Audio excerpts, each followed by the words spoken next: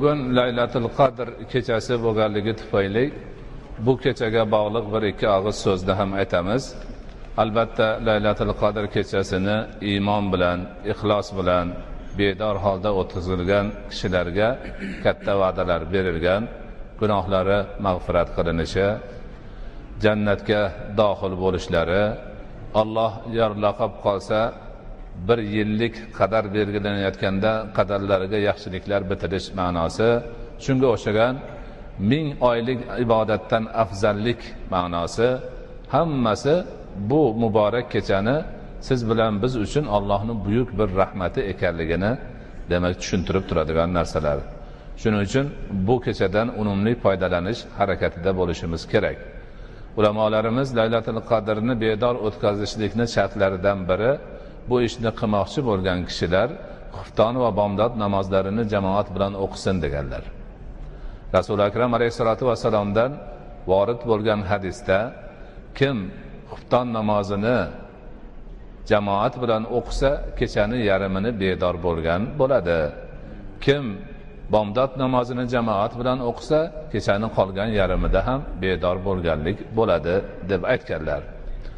Shu bilan birga bu kechada nafl ibodat, qiroat, zikr, duo, ilm majlisi va boshqa narsalar bilan e'tiborni demak shunga qaratish kerak. Allohga shukronalarimiz bo'lsinki, mana Ramazon oyini ham deyarli yakunlab qoldik. Allohning marhamati, fazli inoyati bilan oxirgi 10 kunliklarida ibodat qilishlik baxtiga musharraf bo'lib turibmiz.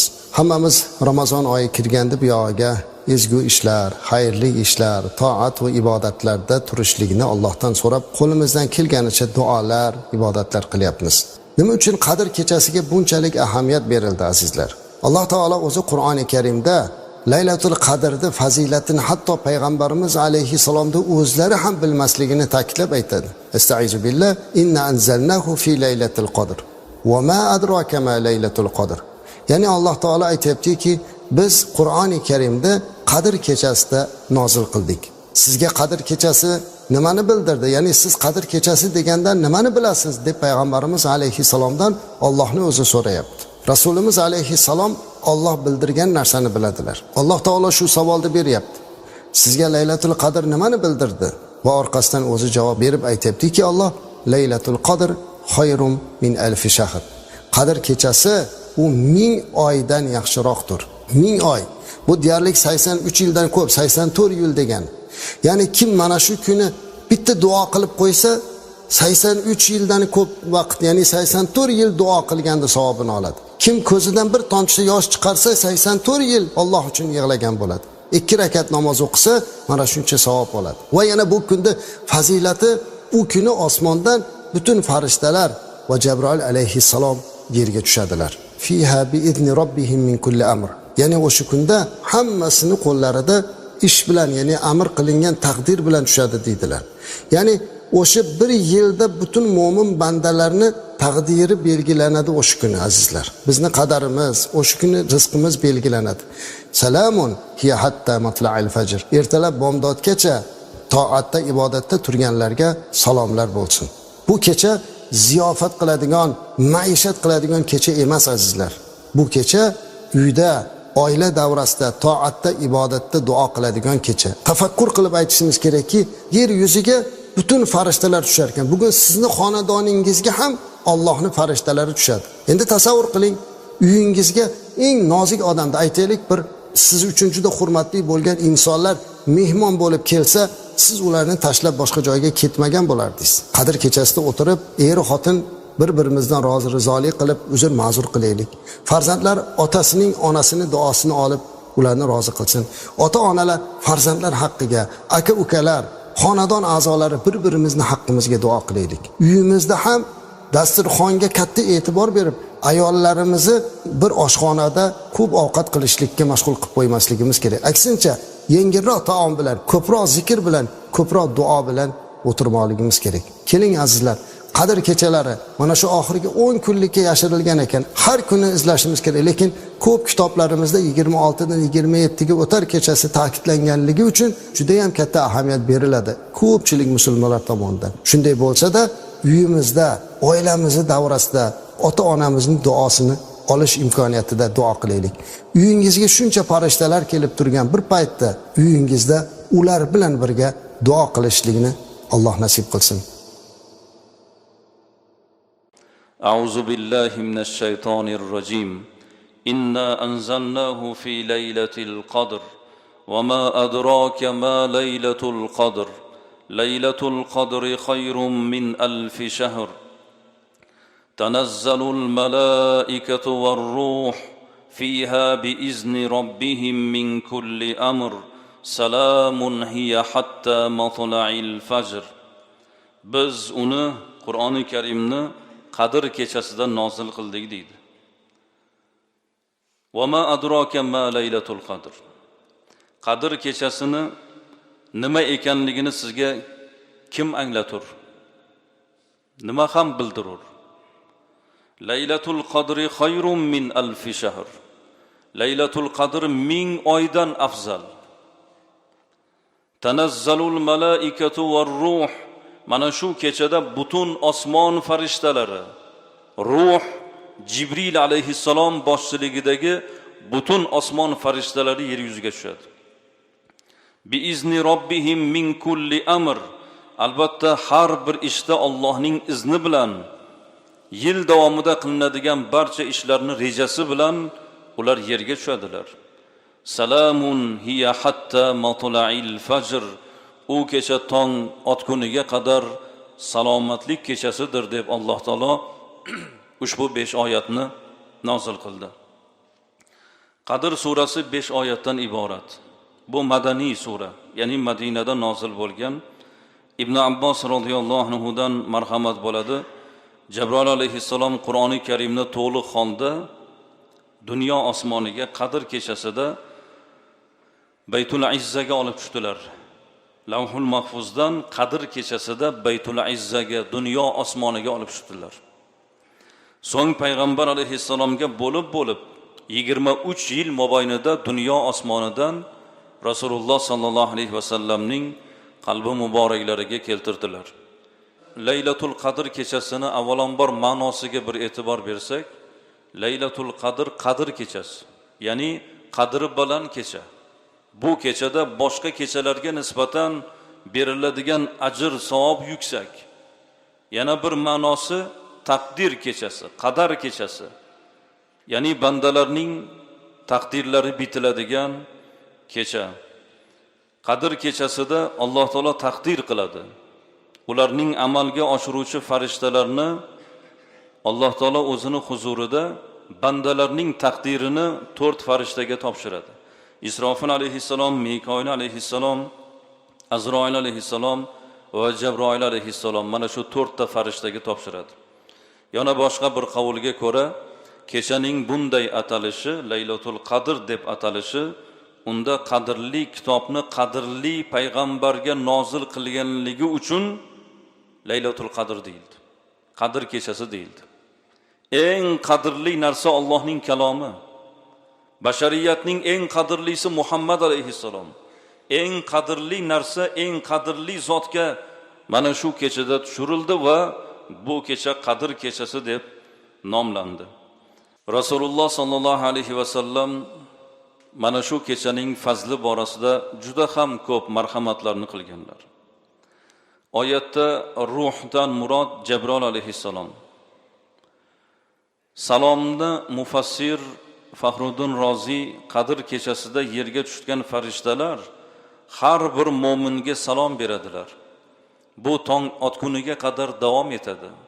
Shuningdek salom kalimasi yaxshilik ham deb bu kishi marhamat qiladilar. Ya'ni bu kecha yaxshilik kechasi. Bu kecha salomatlik kechasi. Farishtalar bu kechada mo'minlarga salom beradilar. Bu kechani biz salom kechasi ham desak to'g'ri bo'ladi. Oyatdagi ulug' kecha, ya'ni Ramazon-i Sharif oyining 27-kechasi ekanligiga albatta hammamiz ko'plab tavsiyalarni eshitganmiz.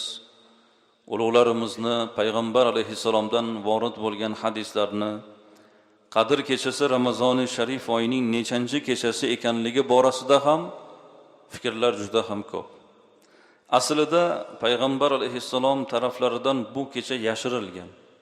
Sababi Ramazonning oxirgi tog' kechalarida ekanligi borasida ham so'zlar bor.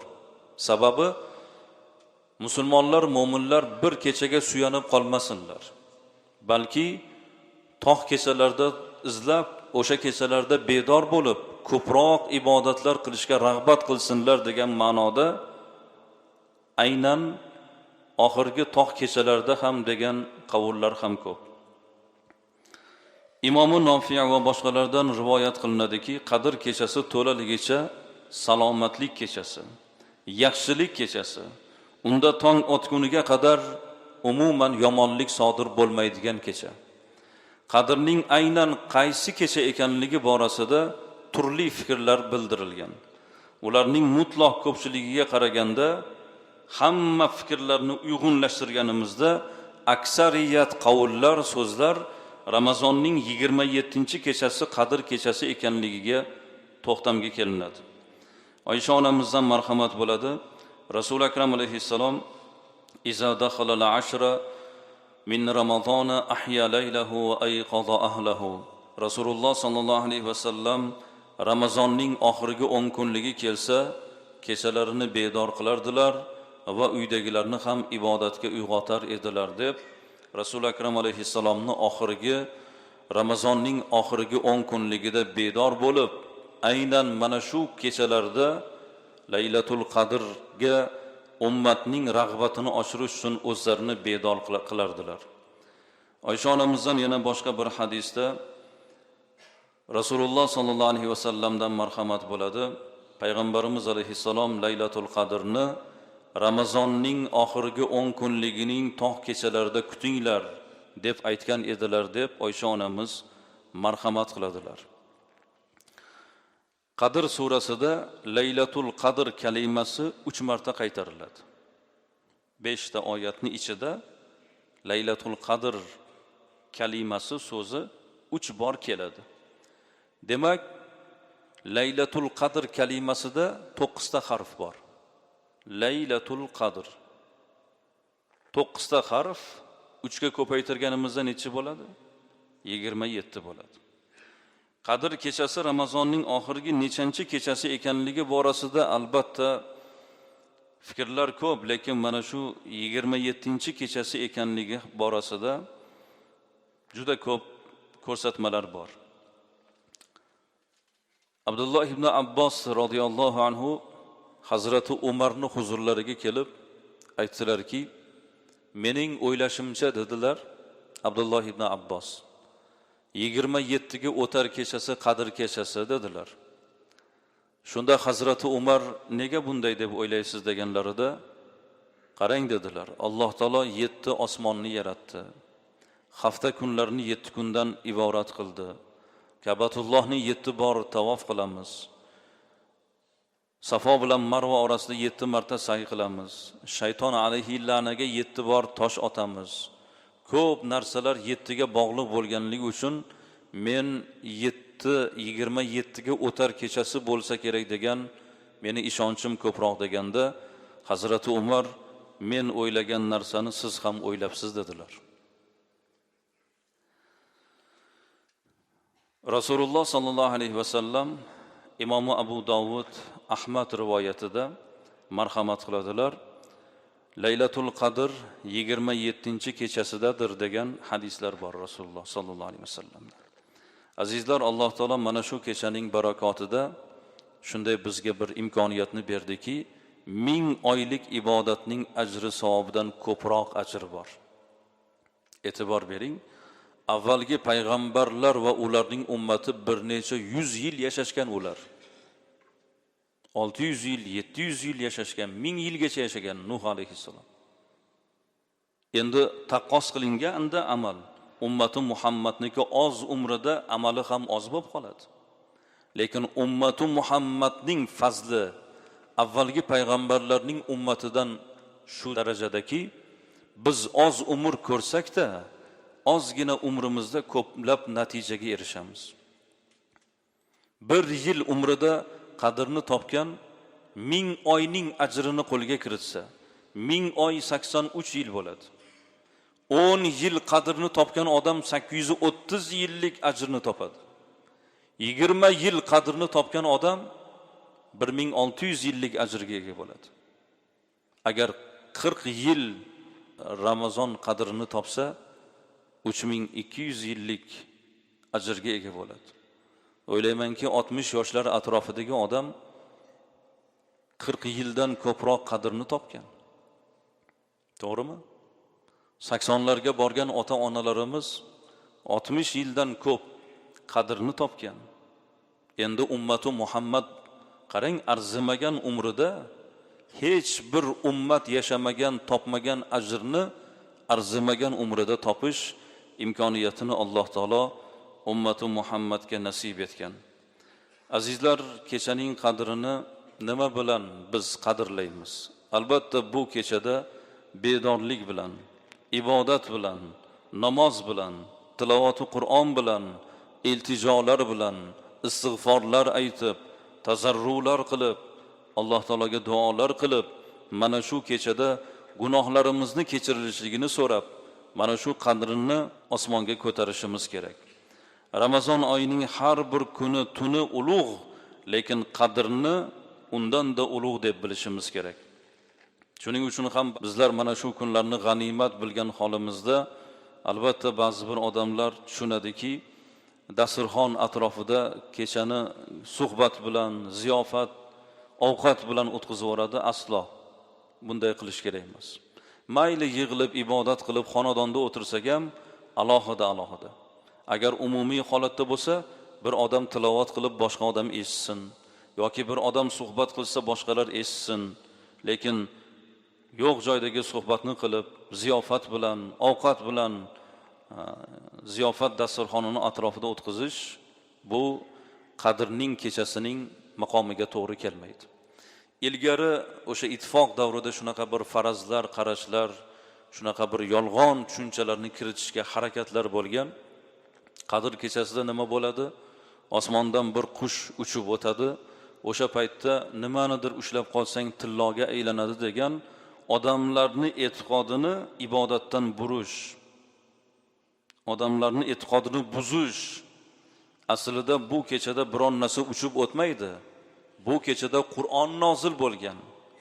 Bu kechani biz ibodat bilan, Alloh taologa istig'for bilan o'tkazishligimiz kerak bo'ladi. Oysha onamiz Rasul akram alayhissalomdan so'radilar: "Ey Allohning rasuli, agar men qadr kechasini topsam, nima deb duo qilsam to'g'ri bo'ladi?" deb so'raganlarida Rasul akram alayhissalom: "Quli Allohumma innaka afuun tuhibbul afv fa'fu anni." Parvardigor, sen haqiqatda gunohlarni kechirguvchisan, kechirishni yaxshi ko'rasan, bas mening gunohlarimni kechirgin degan duoni o'qigin deb Oysha onamizga Rasululloh ta'lim berdilar. Allohumma innaka afuun tuhibbul afv fa'fu anni deb azizlar mana shu duolarni ko'p qilishligimiz kerak. Qadr kechasining fazilati beqiyos. Rasul akram alayhissalom aytadilar: "Man qama laylatal qadr imanan va ihtisaban g'ufira lahu ma taqaddama min zambi." Imom Buxoriy, Imom Muslim rivoyat. Kim Ramazon kechasidagi Laylatul Qadrni iymon bilan degani shu kechaning fazilatiga, darajasiga iymon keltirgan holatda, vahtisaban savobdan umidvor bo'lgan holatda bedor qilsa, g'ufira lahu ma taqaddama min zambi, muqaddam qilgan hamma gunohlari kechiriladi. Hamma gunohni Alloh taolo kechiradi. Inshaalloh biz umidvormiz. Biz Ramazondan onadan yangi tug'ilgandek gunohlarimizdan forig' bo'lib, oy yuzli mo'minlar bo'lib chiqishimizdan Alloh taolodan umidvormiz. Ibn Abbos radhiyallohu anhu dan marhamat bo'ladi. Rasululloh akram alayhissalom aytadilar: Qadr kechasida Alloh taolo amri bilan Jabroil alayhissalom farishtalar jamoati bilan birga yer yuziga tushadilar. Jabroil alayhissalomning 900 ta qanoti bo'lib, ulardan ikkitasi faqat Qadr kechasida ochiladi. Jabroil alayhissalom va farishtalar turib, o'tirib, namoz o'qib, zikr qilib, ibodat qilayotgan mo'minlarga salom beradilar. Ularning qilayotgan duolarining ijobatini so'rab, to tong otguniga qadar mo'minlarning ibodatining ketidan amin deb turadilar. Kimning badani o'sha kechada titrab ketsa, qalbi yumshasa, ko'zlariga yosh kelsa, demak Jabroil alayhissalom bu odam bilan ko'rishganligining alomati bo'ladi. Tong otishi bilan Jabroil farishta tarafidan qaytish degan nido bo'ladi. Farishtalar Jabroil alayhissalomdan Alloh taolo bu kechada Muhammad alayhissalomning ummatiga nima berdi deb so'raganlarida, u zot Alloh taolo ummati Muhammadga nazar qildi, lekin 4 toifa insonlardan boshqalarning gunohini kechirdi deb marhamat qiladilar. Biz payg'ambar alayhissalomdan bu 4 toifa kimlar deb so'raganimizda, Rasululloh sallallohu alayhi vasallam ichkilikka ruju qo'ygan, ota-onasiga oq bo'lgan, qarindoshchilik aloqalarini uzgan va o'zaro janjallashib gaplashmasdan yurgan odamlar toifasi deb Rasululloh marhamat qildilar. Azizlar, o'zi bu yuk bilan Ramazonga kirmaslik kerak. Bunaqa gunohning yuki bilan Ramazonga kirmaslik kerak. Endi Ramazonga kirganda ham ota-onasini ranjitgan, qarindoshi bilan rishtani uzgan, yori birodar tanish bilishi bilan aloqani uzgan holat hali ham davom etayotgan bo'lsa, qadrdan umidimiz bo'lsa, shu yukni yelkamizdan tushiraylik. Tushiraylik bu narsani. Boraylik, uzr so'raylik. Ota-onamiz bir oz ranjigan bo'lsa, uzr so'raylik. Qarindoshimizdan sal sovuqchilik tushgan bo'lsa, aloqani tiklaylik. Yor birodarimiz, do'stlarimiz. Shuning uchun azizlar, qarang, qadrda Alloh taolo hamma bandalariga nazar qildi, ularning gunohini kechirdi, lekin 4 ta toifani Alloh taolo kechirmadi deb Rasul akram alayhissalom Imom Bayhaqiy rivoyatida marhamat qilyaptilar. Azizlar, bu oyga albatta biz tayyorgarlik bilan kiramiz, lekin qadrga ham alohida tayyorgarlik ko'rishligimiz kerak bo'ladi. Rasululloh sallallohu alayhi vasallam Qadr kechasini ibodat bilan, Alloh taologa duo bilan o'tkazishga bizga ta'lim berganlar. Alloh taolodan bu kechada barakotni so'rashligimiz kerak. Mana shu kechada biz farishtalarning nazarida bo'lamiz. Alloh taolo nazar qiladi. Bizni har bir amalimizga qabul bo'lishiga ular duo qilib turadilar. Duo qilsak ketimizdan amin deb turadilar. Agar e'tibor beringlar, shu kechada badaninglar bir muz yugurganday bo'lib, bir titraganday bo'lib ketsa, qalbinglar bir yumshab, ko'zinglarga bir yosh kelsa, demak mana shu holat farishta siz bilan ko'rishgan holat bo'lar ekan. Albatta Qadr kechasining alomatlaridan biri havo musaffo bo'ladi. Yorug' bo'ladi. Xuddi sukunatga o'ralgan yog'duli oy charaqlab turgandek bo'ladi. Bu kecha o'ta sovuq ham, o'ta issiq ham bo'lmaydi. Mana shu kechada tongga qadar yulduzlar otilishiga yo'l qo'yilmaydi. Yulduz uchadi-ku, bu kechada yulduz uchmaydi. Yana uning alomatlaridan biri albatta ertalab quyoshning gardish tortib, yuziga bir parda tortilganday bo'lib chiqishligi, nursiz charaqlamasdan chiqishligi deydilar. O'sha kuni shaytonlarning chiqishiga ham yo'l qo'yilmaydi. Shu ma'nodagi ko'rsatmalar albatta juda ham ko'p. Jobir ibn Samura radhiyallohu anhu dan marhamat bo'ladi. Qadr kechasida yomg'irli, shamolli va yashinli kecha bo'ladi degan gaplar ham bor ekan. Rasululloh sallallohu alayhi vasallam ham birinchi marta Qadr kechasi haqida xabar berganlaridan so'ng o'sha kecha yomg'irli, suv va loyli bo'lgan degan marhamatlar ham bor ekan. Rasululloh xabar bergan kechada shu yomg'ir yog'ib, ko'chalar loy bo'lganligi borasida, ya'ni barakot nozil bo'lganligi borasida sahobiylar marhamat qiladilar. Imom Tabari, Imom Bayhaqiylar rivoyatiga ko'ra, mazkur kechada kasalliklar paydo bo'lmaydi. sho'r suvlar chuchuklashib ketadi.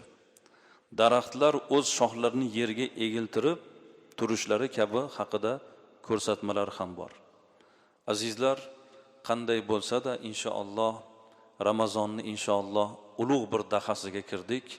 Aytqum minan nar, do'zaxdan omonlik dahasi. Bu kechaning fazli inshaalloh mana shu 10 kunning tunidan izlasak to'g'ri bo'ladi.